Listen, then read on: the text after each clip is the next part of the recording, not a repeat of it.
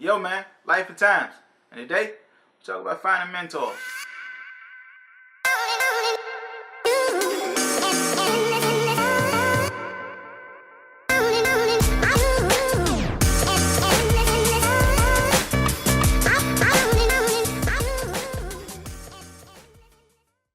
Yo man, life and times, we back, episode 10.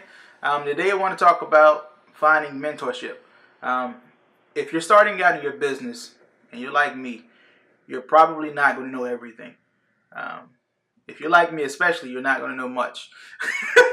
But it's actually ways to get around that. And one of the ways is finding mentorship in your industry.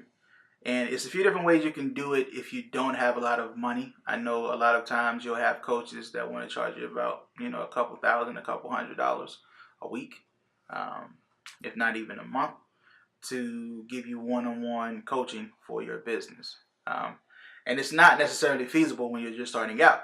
So there's a few quick ways that I came across mentorship, and one outside the box way that I didn't think of until I heard it. So the first one that I saw was actually getting free mentorship through a chamber of commerce in your city.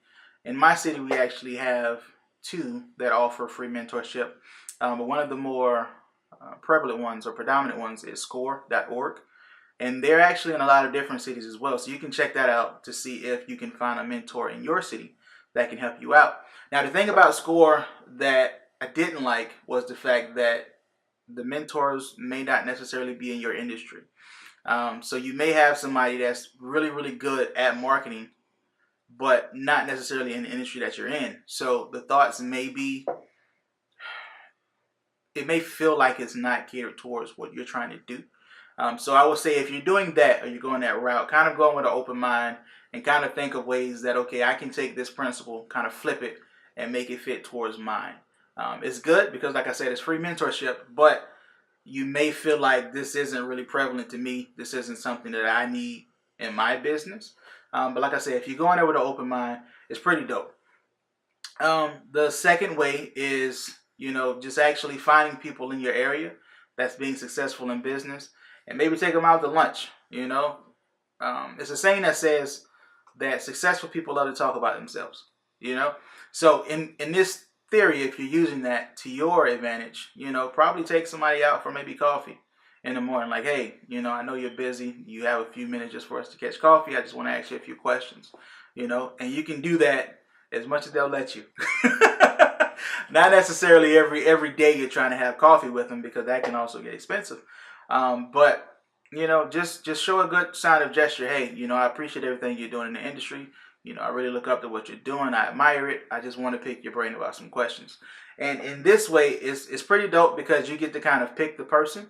And of course, if the person agrees to it, they know you're going to have questions for them. But if you can flip it and make it more pleasable for them, so you don't go in there and you don't talk about, well, these are all the woes that I have in my business. Because they don't want to waste, an hour or two of their time that day just hearing about all your problems.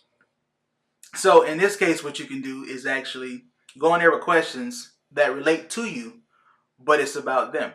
Like, hey, I've noticed you've done this in your business. You got this type of write-up in this magazine. That was pretty dope. I read up on it. I seen you started businesses at this age, that age. Okay, so the first 2 years of business, what do you feel was the hardest challenges about selling to people?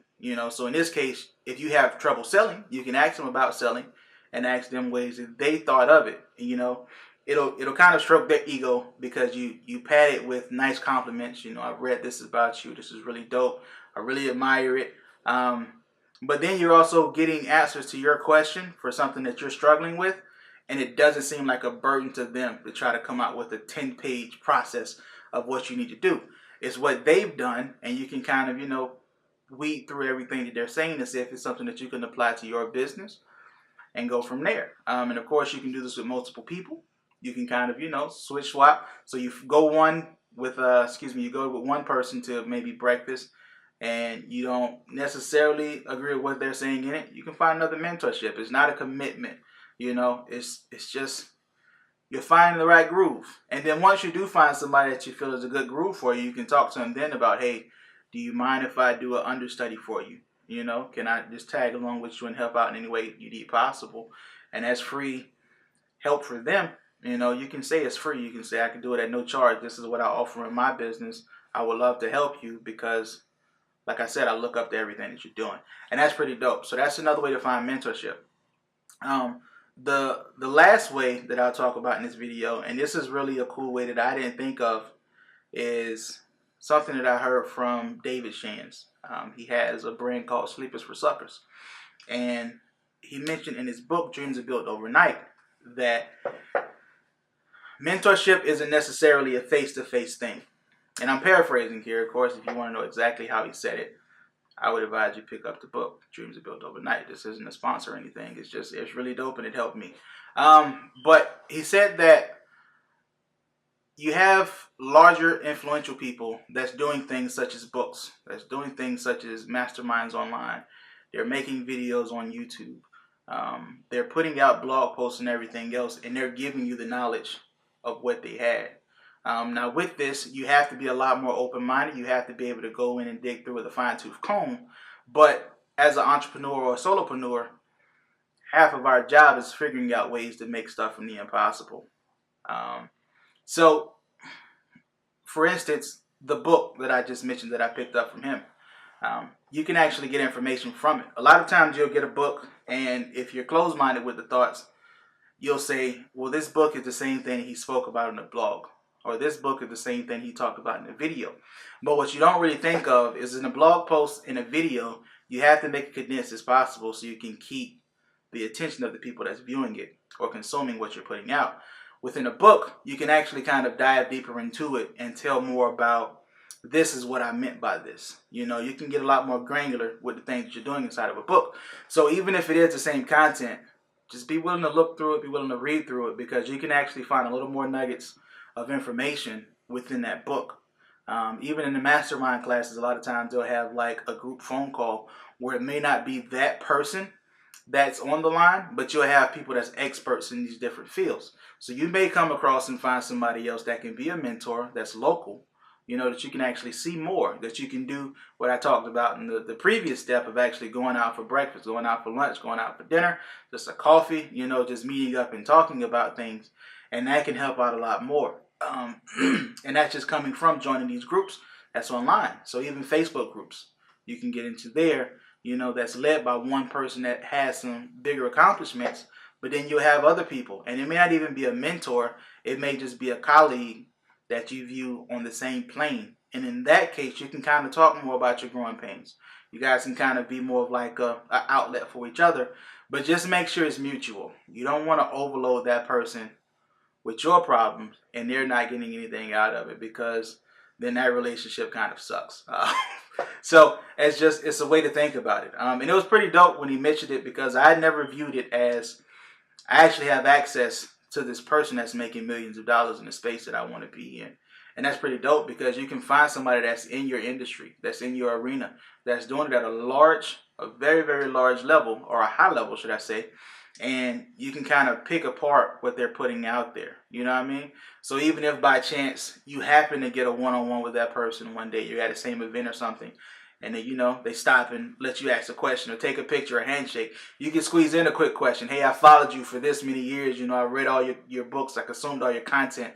And this is one thing that stood out for me. You care to elaborate on it or something like that, you know? And they can give you a quick nugget. Even if you go to question and answers event from that person, you can then ask that question, and you know so much about them and their teaching, the way that they actually give out information. So when they do give you an answer, it's not just a regular answer like, oh, okay, cool. You can actually dive deeper into it. Like, maybe he meant this, maybe he meant that, and it can kind of get your wheels turning with what you're doing in your business, you know. And that's dope. That's a cool way of looking at mentorship. I never would have thought of anything like that before. So that's dope. Thanks, David.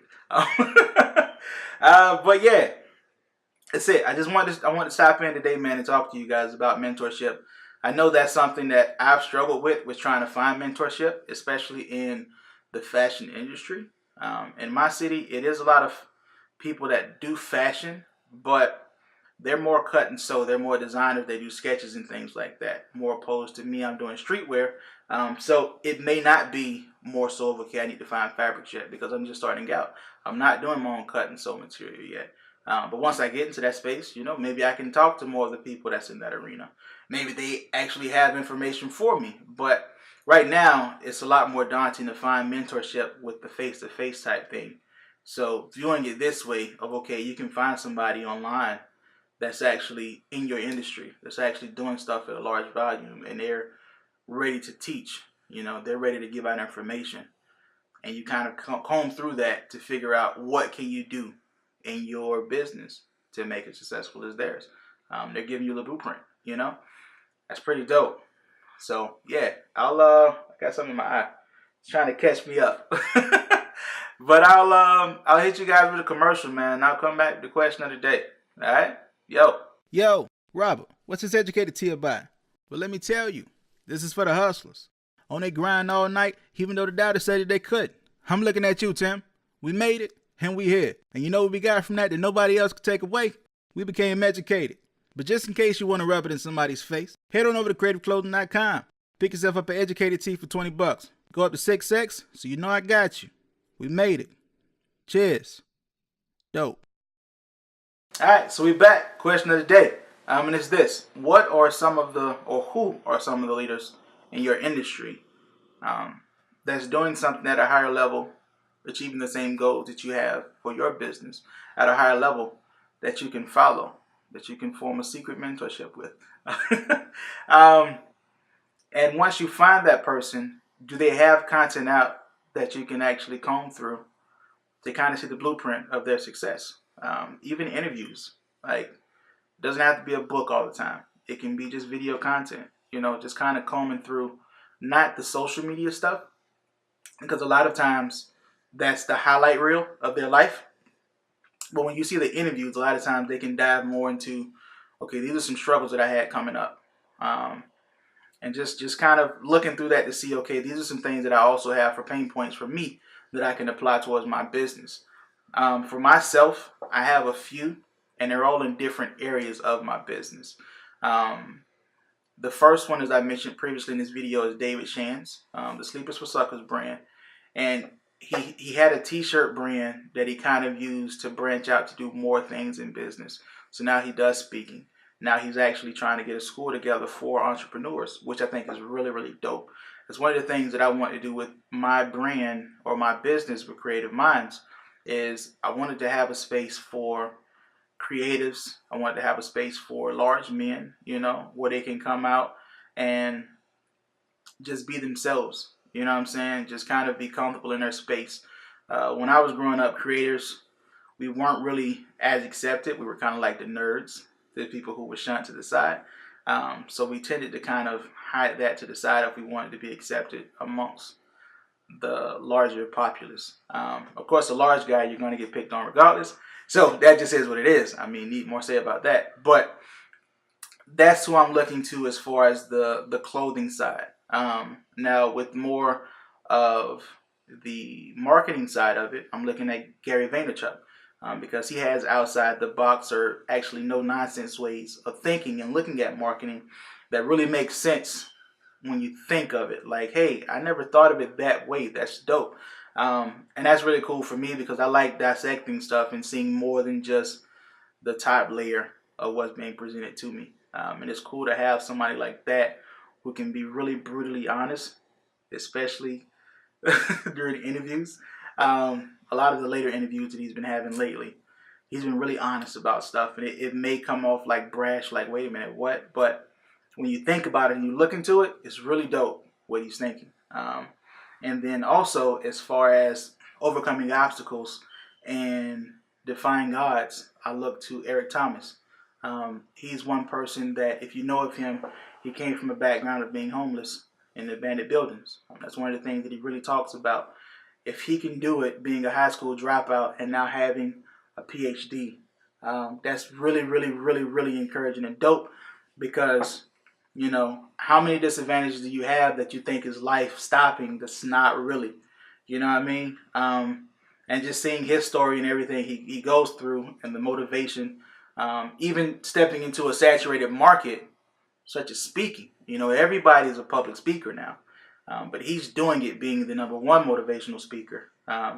That's really dope, especially when you look at his background and his history. You know what I mean? So with something like me and my business, with me selling clothing, there's so many different clothing brands out there, you know, and at times it can become daunting because you feel the other clothing brands are gaining more traction than you. But, you know, being able to look at stuff that he's going through or stuff that he's went through and the success he's having now at such a high level, you know, that's something that I can kind of look through and kind of decode what's going on. So picking up some of his content, looking through his social media stuff, looking through his YouTube videos, reading his books, that's really, really cool.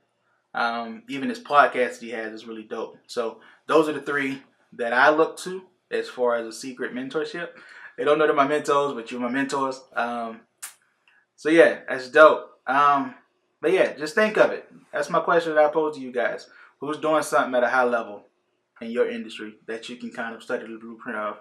And then also, what are some things that they have out that you can consume of theirs to get the blueprint in the first place? So think on that. Let me know. Comments below. Follow me on social media. Robert the Creative on YouTube. Cre8ive Minds Clothing on social media with Facebook and Instagram. And with that, as always, you guys stay dope and be blessed. Yo.